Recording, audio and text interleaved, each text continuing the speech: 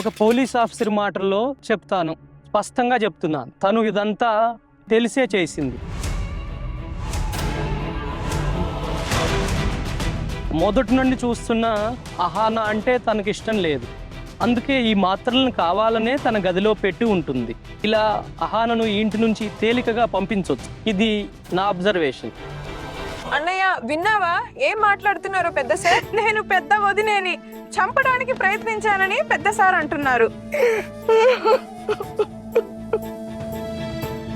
అలా కాదు, దుర్గాదేవిని చంపడానికి ప్రయత్నించలేదు. మీరు అహానాను ఇంటి నుండి పంపించడానికి చేశారు. పాము చావాలి, కర్ర విరగకూడదు. దాని అర్థం తను నన్ను చంపడానికి ప్రయత్నించలేదా? లేనే లేదు. కానీ కాదు. థ్యాంక్ యూ సార్, చాలా కృతజ్ఞతలు. అమ్మా దుర్గమ్మ, పెద్ది దీన్ని అడుగు. లోపలికి రమ్మని చెప్పాలా ఏంటి? లోపలికి తీసుకువెళ్ళు.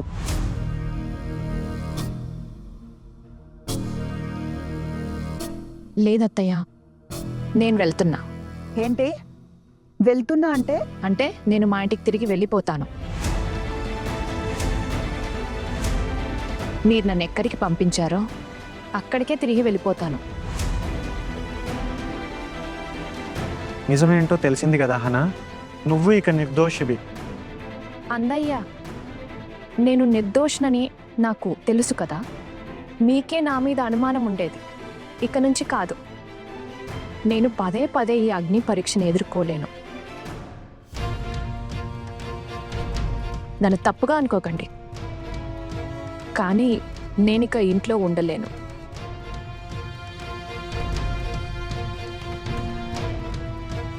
హనా, ఒక్కసారి ఈ మాట నా కళలోకి చూసి చెప్పు.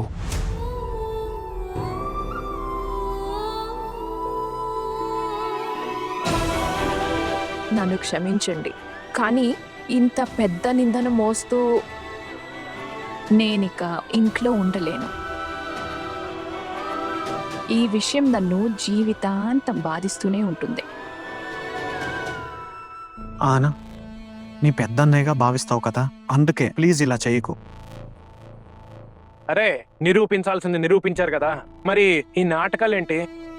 ఎవరికి తెలుసు, పోలీస్ వాడిని కూడా ఇది బుట్టలో వేసుకుందేమో.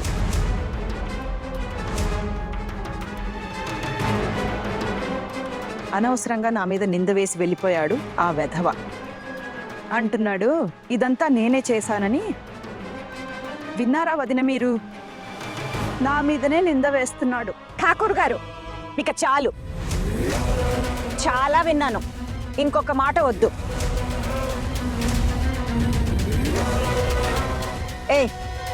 ఏం చూస్తున్నారు? పదండి, అందరూ ఎవరి పనుల్లోకి వారు వెళ్ళండి. ఇక నువ్వు ఇల్లు బాకరి మీద దృష్టి పెట్టు. నా గురించి ఆలోచించిన మాపు. నాకంత సులభంగా ఏమీ జరగదు. ఈ లోకంలో నేను చూడాల్సింది, తెలుసుకోవాల్సింది చాలా ఉంది, సరేనా? పండితుడు చిన్నప్పుడే నా చేయి చూసి చెప్పారు, నా ఆయుష్ మర్రి చెట్టు లాంటిదని, చాలా సుదీర్ఘమైనది. అర్థమైందా? నేను ఇంతో సులభంగా చచ్చిపోతానని అనుకుంటున్నారు కదా, నేనంత సులభంగా చావను. పదండి, ఏం చూస్తున్నారు? వెళ్ళండి మీ పనులకి. అత్తయ్య, నేను వస్తాను.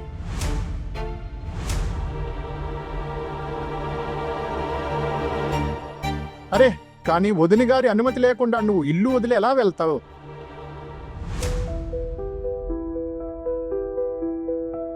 ఏ చిన్నా, తనని గదిలోకి వెళ్ళమని చెప్పు, లేదంటే నా గదికి పంపించు. బయట నుండి తాళం వేసి ఉంచుతాను. ఇప్పుడు నేను కూడా చూస్తాను ఇది ఈ ఇంటి గడప దాటి బయటికి ఎలా వెళ్తుందో. హనా, మీరు ఇల్లు వదిలి వెళ్ళడం అమ్మకు కూడా ఇష్టం లేదు. ప్లీజ్ అర్థం చేసుకో. అత్తయ్యకి ఇష్టం లేదు సరే, మరి నా ఇష్టాల సంగతి ఏంటి? నాకు సొంతంగా ఏ ఇష్టాలు ఉండకూడదా? నా ముందు ఈ సినిమా సీరియల్ డైలాగులు చెప్పడం ఆపు. ఈ దొంగ ఎడుపులు నాకు అస్సలు నచ్చవు, చెప్తున్నాను. ఒక్కసారి వెళ్ళవు అని చెప్పానంటే ఇక వెళ్ళవు, అంతే. ఇక దీని గురించి మరో మాట లేదు. నేను ఇంకా పూర్తిగా కోలుకోలేదు. మరి ఇది దీనికి పుట్టింటికి పరిగెత్తాలని ఉంది. నువ్వు ఎక్కడికి వెళ్ళవు. ఇది నా ఇల్లు, ప్రభుత్వ ఆఫీస్ కాదు. ఇష్టం వచ్చినప్పుడు వెళ్ళి రావడానికి వినిపించిందా? ఇక్కడ నా మాటే చెల్లుతుంది, అర్థమైందా? చిందా, దీని గదిలోకి తీసుకెళ్లి తాళం వేయి. అత్తయ్య మీరలా ప్రవర్తించలేరు. ఎందుకు చేయలేను? ఆనా విషయాన్ని అర్థం చేసుకోవడానికి ప్రయత్నించు. పెద్దమ్మ కూడా నువ్వు ఇల్లు వదిలి వెళ్ళడం అస్సలు ఇష్టం లేదు కదా పెద్దమ్మ? చూడు, ప్రతిసారి మాటలే కాదు భావాలను గమనించాలి. పెద్దమ్మ కొబ్బరికాయ లాంటి వారు, బయట కఠినంగా ఉన్న లోపల మాత్రం సున్నితం. ఇంకా విను, పెద్దమ్మకు నువ్వు ఇల్లు వదిలి వెళ్ళడం అస్సలు ఇష్టం లేదు. నేను పోలీస్ స్టేషన్కి వెళ్ళాను. నాకు అక్కడికి వెళ్ళాక తెలిసింది పెద్దమ్మ పోలీసులకు నీ మీద అనుమానం లేదని చెప్పడానికి వెళ్ళారు.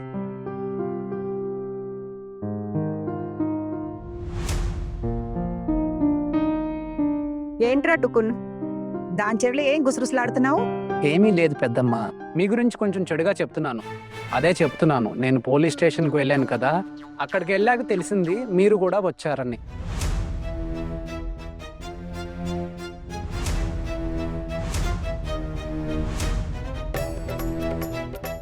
నేను అందుకే వెళ్ళాను పెద్ద సార్కి చెప్పడానికి.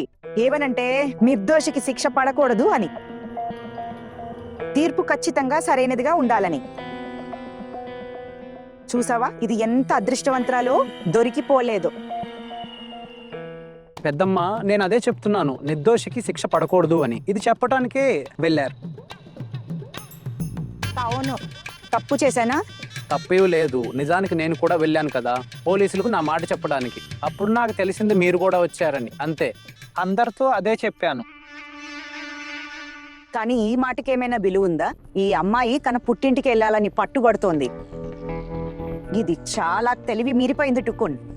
సరే, నేను కూడా చూస్తాను నువ్వు పుట్టింటికి ఎలా వెళ్తావో. చూడు, ఇప్పుడు నేను నా గదిలోకి వెళ్తున్నాను. ఈ రాత్రికి నేను అన్నం కూడా తినను, జాగ్రత్త.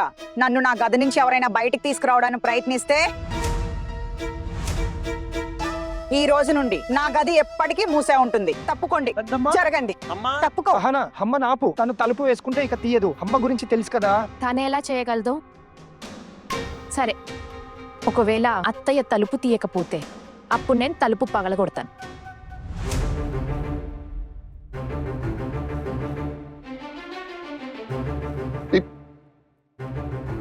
ఏమన్నావు నువ్వు?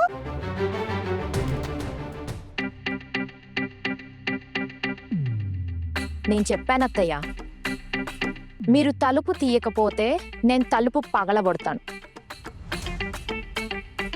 మీకే ఖర్చు పెరుగుతుంది అత్తయ్య. నేను ఇలాంటి పని ఖచ్చితంగా చేయగలనని మీకు బాగా తెలుసు.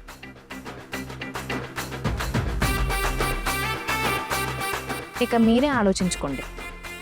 మీరు మీ ఖర్చు పెంచుకోవాలనుకుంటున్నారా, లేక నా మాట వింటారా?